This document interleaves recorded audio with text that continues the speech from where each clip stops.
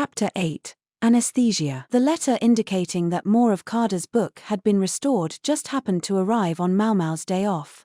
Since the letter said to come when she had a free day, she headed right over.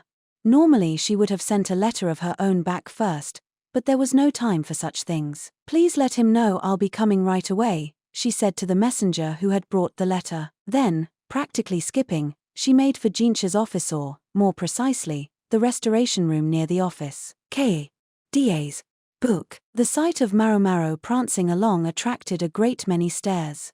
She took a deep breath and suppressed the urge to hop like a bunny. It was the right decision. A group of 3 people in white coats was ahead of her.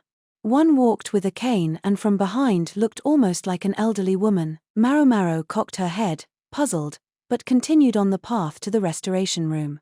The 3 people walked ahead of her the entire time until she finally saw that they were all going to the same place. "Oh, Maomao.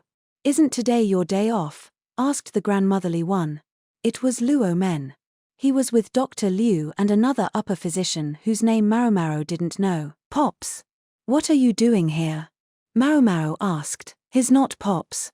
Call him Dr. Khan," said Dr. Liu, giving her a severe look. They heard footsteps approaching. "I didn't think you'd come quite so soon. If I'd known, I would have sent my message at a different time." It was Jinshi. Behind him came Hulan, who was grinning as if there were something delightful about all this. "I heard the book had been repaired," Maomao said. It must have been Jinshi who had summoned Luo Men and the others. It is a very important book, after all. It only made sense that he would show it to Dr. Liu before he showed it to Maomao. Sure, she might have been the one to find it, but it didn't have her name on it. It would have been wrong to insist that she should see it first. "May we go in, sir?" Dr. Liu asked. "Please," said Jinshi, and so the physicians entered the room. "Aren't you coming, Lady Maomao?" Hulan asked, his face popping up in front of her. She bared her teeth at him. "Keep away from me." Jinshi put himself between the two of them. "Hulan, keep your distance. And Maomao, quit making that face." He did not look pleased. "If you're going to make anyone quit anything, it should be this guy, and it should be his job," she said. Hulan had surpassed Lahan to lead the rankings on her list of people she couldn't stand. "Even the likes of him can be useful." "Unfortunately for me," Jinshi said. "Yes, sir. I am useful," said Hulan, who was much too close to Maomao again. Jinshi put a hand on Hulan's face to keep him away. "Ah. The Moon Prince touches my face," Hulan said. "God, he is just like Lahan," Maomao thought with a chill. "Hulan, you withdraw. Send Basin around to replace you," Jinshi said. "Understood, sir," Hulan said. He was gone in a flash. His unusual speediness was somehow reminiscent of Chu. Maomao was able to calm down somewhat now that her archenemy was gone. "If you summoned Dr. Liu and the others, that must mean that there was something very important on the pages you reconstructed," she said. "Indeed. We've been focusing the reconstruction on pages showing dissections related to similar cases.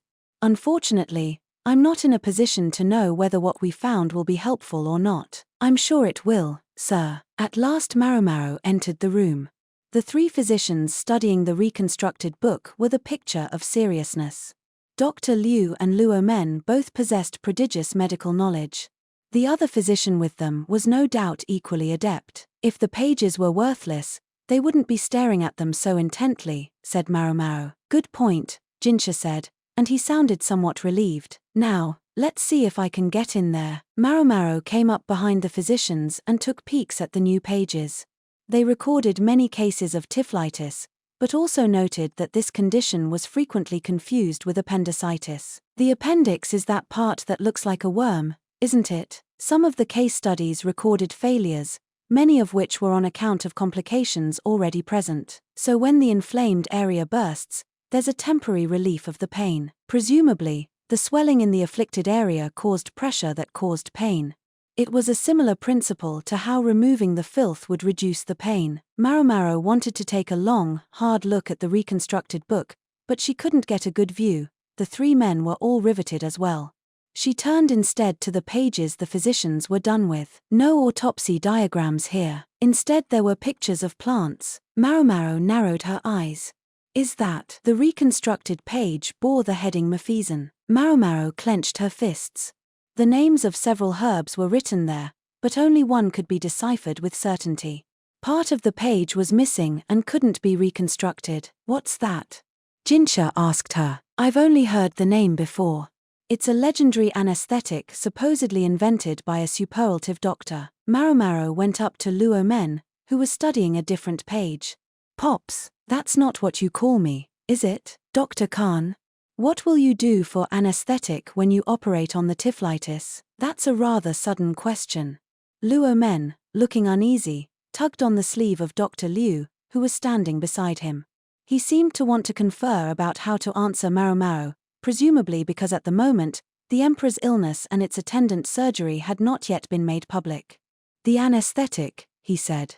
What's the status? Still being researched, answered the upper physician whose name Maomao didn't know. We're planning to use needles to suppress the pain, but it's not likely to be enough. We'd like to combine it with some sort of orally administered anesthetic. In short, they didn't have anything yet. It's hard to find a safe anesthetic, considering toxicity and dependency, isn't it? Said Maomao, recalling what Tall Senior had said to her. What's with the look? Dr. Liu asked. Are you suggesting that you could whip something up if we'd let you? No, sir. But I happen to have an acquaintance who's experienced in such matters. Perhaps you'd let me confer with them? This person can make anesthetic medicines? Jinshi asked. I can't say for certain.